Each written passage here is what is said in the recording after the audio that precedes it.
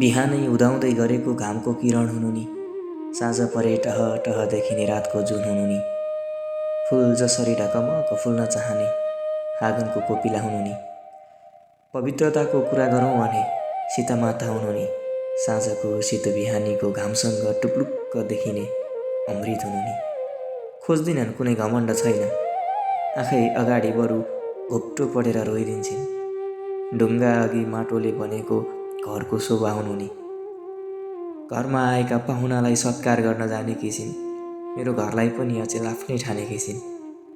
आकर्षक नै भन्ने हो भने हिमाल भन्दा कम छैनन्, ढकमक फुलिरहेको पारिजातको बोट हुनु नि।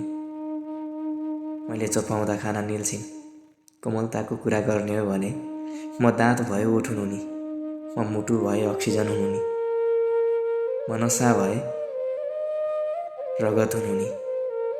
यतिले त कहाँ पुग्ला, म एक्लिँदाको साथ हुनु नि, मनमा छटपटी भइरहँदा आनन्दको रात हुनु नि, अरू कोही नभएर मनमा बसेकी प्रिया हुनु नि, मनमा बसेकी प्रिया हुनु।